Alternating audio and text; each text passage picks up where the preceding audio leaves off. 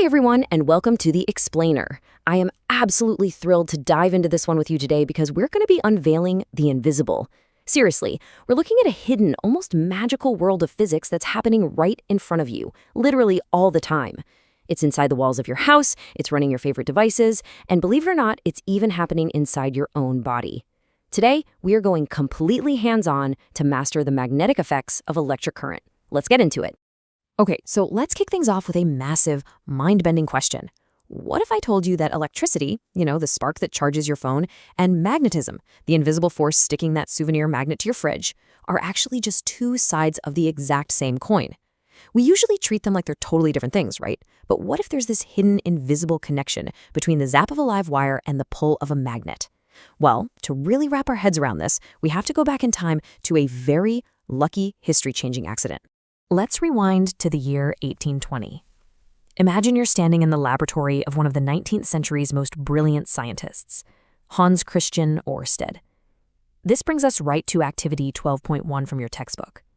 Picture his setup on the table. He's got a simple, straight, copper wire connected to a battery, and it happens to be running directly over a tiny compass.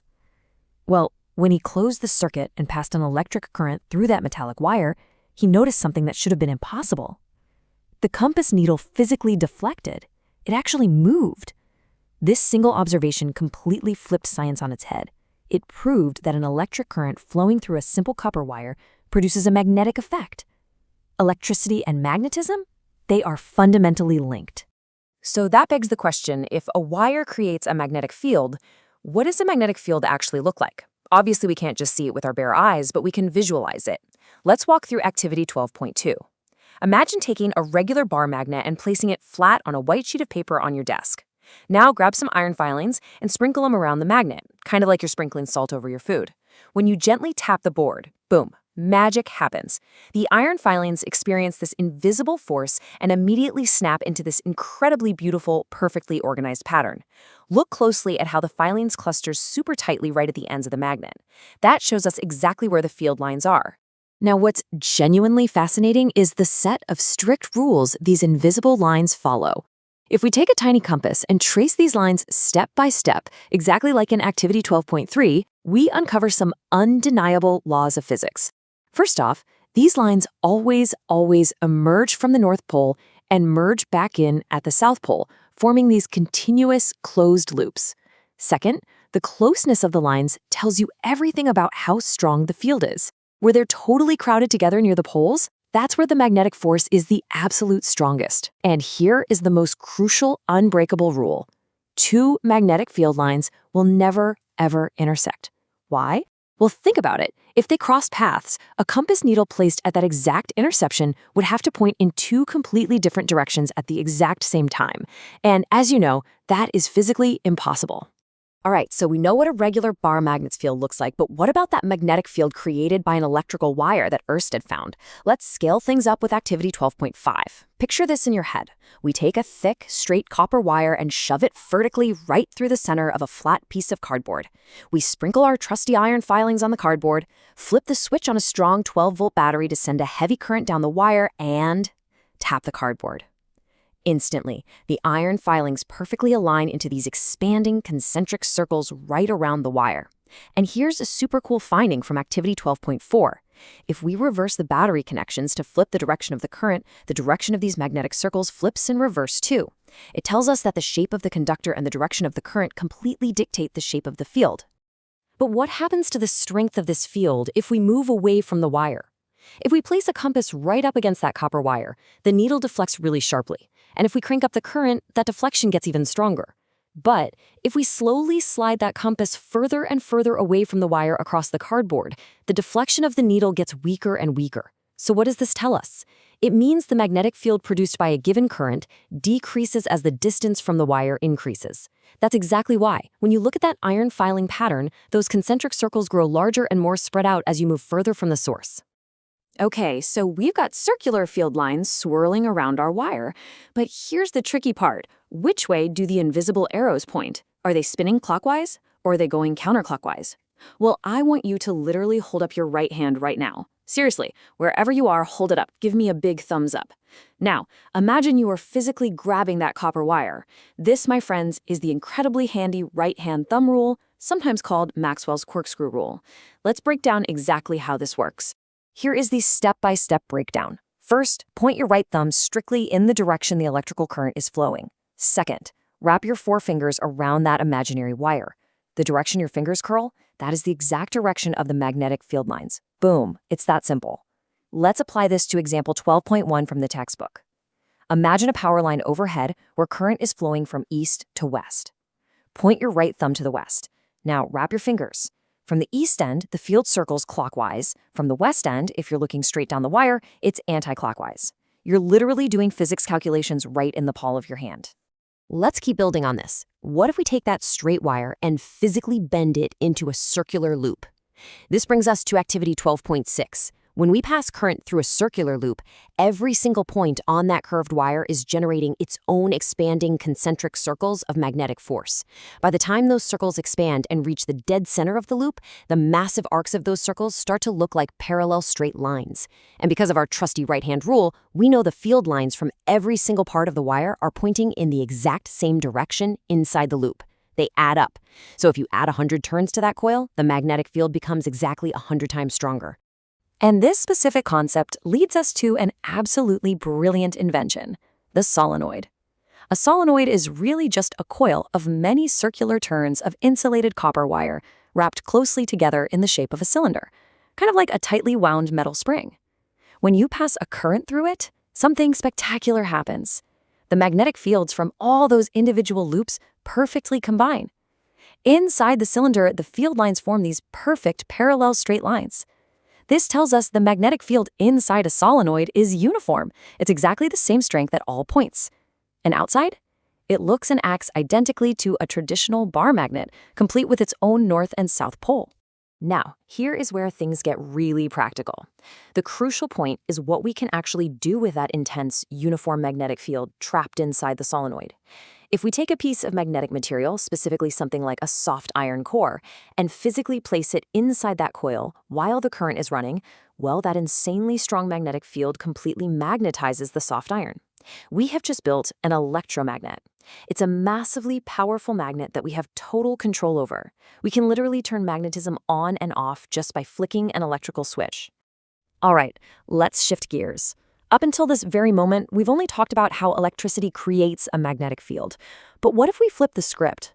What happens if we take a wire that is already carrying an electric current and we forcefully place it inside a completely separate external magnetic field? What happens when these two invisible, powerful fields crash into each other? Well, let's set up a dramatic physics observation to find out. Let's mentally walk through activity 12.7 together. We take a small aluminum rod, maybe 5 centimeters long, and we suspend it horizontally using 2 connecting wires. Then, we bring in a heavy, super strong horseshoe magnet and position the aluminum rod right between the 2 poles. So now, there is a strong magnetic field pointing straight up from the North Pole to the South Pole. We're all set up. Now we hit the switch and pass a current through the aluminum rod. Bam! The rod physically jumps. It experiences an actual physical kick or displacement, the clash of these 2 magnetic fields. The rod's own newly created field pushing against the horseshoe's permanent field exerts real kinetic force on the solid metal. Now, you've got to observe this next part carefully. If we reverse the direction of the electric current flowing through the rod gets kicked in the exact opposite direction. Or if we physically flip the horseshoe magnet upside down to reverse the magnetic field, again, the physical force reverses direction. So the direction of this kick depends entirely on both the direction of the current and the direction of the field. And as your textbook explicitly states, this is super important. The magnitude of the force is at its absolute highest when the direction of the current is at right angles to the magnetic field. So how do we predict exactly which way the rod will kick before we hit the switch? We have another amazing hand trick, Fleming's left-hand rule. I want you to stretch out your left hand right now. Make your thumb, your forefinger, and your middle finger all totally perpendicular to each other, like the 3D axes on a math graph. Your forefinger represents the direction of the magnetic field. Your middle finger represents the direction of the current. If you line those two up, your thumb will automatically point in the exact direction of the force, or the motion. In example 12.2, they ask about an electron entering a magnetic field at right angles. Now, here is a massive pro tip you cannot forget. Remember, current always flows opposite to the flow of electrons. So using this left-hand rule, adjusting for that opposite current, you'll find the physical force pushes it straight down directly into the page. Okay, take a breath, because I'm about to completely blow your mind. We've spent all this time talking about copper wires and batteries and aluminum rods, but what about you? We've just established that an electric current always produces a magnetic field. Well, guess what? Your entire nervous system works using weak ion currents traveling along your nerve cells. Every single time you touch something, an electric impulse travels to your muscles. And yes, this means your very own body is producing temporary, incredibly weak magnetic fields right now. We're talking about 1/1000th the strength of the Earth's field, but it is absolutely there. So two of the main organs in a human body that produce significant magnetic fields are the heart and the brain. And modern medicine harnesses this brilliantly. Hospitals use a highly advanced technique called magnetic resonance imaging, or MRI. By mapping the tiny magnetic fields inside your body, doctors can obtain highly detailed images of your internal organs without ever having to make a single surgical cut. So you see, magnetism isn't just something confined to a physics lab. It is a critical tool for medical diagnosis that is literally saving lives every single day. From the cutting-edge hospital, let's bring it all the way back to the walls of your own home. Your domestic circuits harness these massive electrical forces, safely delivering alternating current to your outlets at 220 volts and a frequency of 50 hertz. Because these forces are so incredibly powerful, safety is absolutely key. If a live wire and a neutral wire accidentally touch inside an appliance, you get a short circuit, which is a massive, incredibly dangerous spike in current. And that's exactly why we use a green earth wire. It's connected to a metal plate buried deep underground, giving that dangerous surge of magnetic and electrical energy a safe path far, far away from you. Wow. Think about what you have mastered today. You've seen the undeniable proof that electricity and magnetism are forever intertwined. We've mapped out invisible fields with iron filings, we've learned the hand rules to predict their exact behavior, and we've even seen how crashing magnetic fields can physically kick a piece of solid metal across a table. So here is my final thought, my challenge to leave you with. If moving electrical charges create magnetic fields that can produce actual physical motion, what kind of incredible machines could we build to harness that motion? We are talking about the very foundations of electric motors, massive generators, loudspeakers, and the entire grid that powers our modern world. You have the conceptual foundation now. Keep that curiosity burning, and I'll see you in the next explainer. All right, let's jump straight into this explanation and look right over the shoulder of an SSLC board evaluator. We are going to see exactly where your marks are hiding in Chapter 12, Magnetic Effects of Electric Current. Now, if you're sitting for the Karnataka SSLC board exams under subject code 83-E, you already know the science. But today, we aren't just reviewing science, we're reviewing strategy. I'm going to show you exactly how to structure your answers so the person with the red pen literally has no choice but to give you full marks. Here is what we're covering today. First, the evaluator's blueprint. Second, the thumb rule and field lines. Third, the solenoid gold mine. Fourth, Fleming's left-hand trap. And finally, domestic circuit defenses. Section 1, the evaluator's blueprint. So, we're kicking off with the overarching mindset of the person grading your paper. To absolutely crack this exam, you've got to understand the fundamental concept the board wants you to demonstrate throughout this entire chapter. And honestly, it all goes back to Christian Oersted. This whole chapter is built on his accidental discovery back in 1820 that a compass needle actually deflects near a current-carrying metallic wire. The evaluators want to see that you get this core link. Electricity and magnetism are basically two sides of the exact same coin. Grasping this is your absolute foundation for full marks, because every single rule and device we're going to test you on stems directly from this one single observation. Moving right along to Section 2, the thumb rule and field lines. Let's talk about a major scoring opportunity. This is a heavy-hitting 4-mark combination question that the board absolutely loves throwing at you year after year. Think about how those 4 marks are chopped up in the official 83E key answer scheme. You get 1 mark for the thumb rule, 2 for the properties, and 1 for a related definition. When I'm evaluating a paper, I'm really not looking for a novel. I am scanning strictly for these specific fractional value points. If you give me exactly what I'm looking for, boom, you get the marks. To lock down that first point, you need the right-hand thumb rule. And hey, here's my top tip for the exam hall. Actually use your hand. Physically doing this thumb rule motion while sitting at your desk prevents you from mixing up the current and the magnetic field directions. Just point your thumb in the direction of the current and see exactly where your fingers go. But listen, just doing the motion isn't enough. You have to write it out perfectly. The official key answer is incredibly specific here.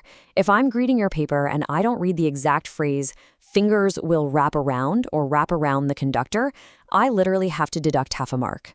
Don't say fingers point, you've got to say fingers wrap around. That is the key word the board demands.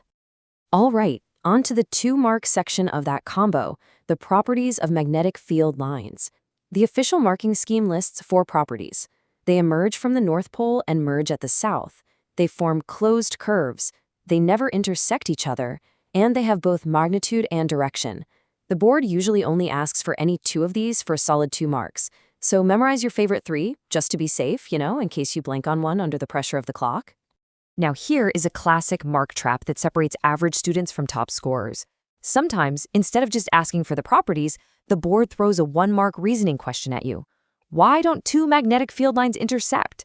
The average answer just repeats the rule, but the topper's answer, it gives the actual reason, explaining why they never intersect. Because if they did, the compass needle would have to magically point in 2 different directions at the same time, which is impossible, is how you guarantee the examiner smiles and hands over that mark. Let's hit section 3, the solenoid goldmine. I call this the gold mine because, honestly, it's pretty much guaranteed to show up in some format, whether that's a definition, a diagram, or a multiple-choice question. Picture the magnetic field lines around a coil. Lock that visual into your memory, because knowing that the solenoid mimics a standard bar magnet is your absolute cheat code for this entire topic. One end becomes the North Pole, the other becomes the South. Simple as that. But watch out. If they ask for the 1-mark definition, you cannot just casually write a coil of wire. To secure that mark, you must include the keywords insulated, copper wire, and cylinder. Without the words insulated and cylinder, your definition is incomplete, and your marks will just bleed away. Oh, and here is a massive trap in the solenoid section. It's an absolute favorite multiple-choice trick for examiners. They'll ask you about the magnetic field inside the solenoid. A super common mistake is guessing that it's 0. No way. The field inside is represented by parallel straight lines. That means the magnetic field is exactly the same at all points inside. It's uniform. Remember that exact word, uniform. Section 4, Fleming's left-hand trap. Let's decode how to handle directional rules without twisting your fingers into a literal knot. I see students completely panic on this 1-mark multiple-choice question all the time. You know the feeling. You're sitting there, staring at your left hand, trying to remember which finger does what. Let's look at the official board answers so you never, ever miss this again. The correct answer here is current. But how do you remember that under pressure? Here's my quick, foolproof memory trick. FMC. Force, magnetic field, current. Just assign these to your thumb, forefinger, and middle finger, respectively. Thumb is F for force or motion. Forefinger is M for magnetic field. Middle finger is C for current. FMC. Say it a few times in your head and you've got a guaranteed mark. But hold on. When exactly are you supposed to use this rule? That's another place students trip up. You don't use it to find the magnetic field around a straight wire. We already covered that. That's the right-hand thumb rule. You use Fleming's left-hand rule specifically when the question asks about a current-carrying conductor that's placed inside an external magnetic field. When the current and the magnetic field are perpendicular, your thumb points to the resulting force. Finally, Section 5, Domestic Circuit Defenses. Let's secure those last few vital marks hidden in the practical, everyday applications of electricity. This section is highly practical, sure, but the board still expects highly precise terminology. The most frequently tested concept here, the earth wire. You probably know it has green insulation, and you know it connects to the metallic body of appliances, like your toaster or your fridge. But why? Well, the evaluators are explicitly looking for you to mention the low-resistance path. It provides a low-resistance conducting path for the current to safely reach the ground if there's a leak. And please, if the question asks about the ultimate purpose of this wire, don't just write, "It saves us." That's way too casual for a board exam. Writing down the exact phrasing from the marking scheme that it ensures the appliance keeps its potential difference the same as that of the earth, so the user may not get a severe electric shock, ensures you get the full 2 marks. Precision is power here, guys. So we've nailed down how electric currents create magnetic fields and forces. But let me leave you with this. If moving electric currents can create magnetic fields, is the reverse true? Can moving magnets actually create electric currents? That massive reversal is the secret behind generators and electromagnetic induction, which is just a perfect thought to spark your curiosity for your next study session. So keep practicing that right-hand thumb roll, remember FMC for your left hand, and go absolutely ace that physics exam.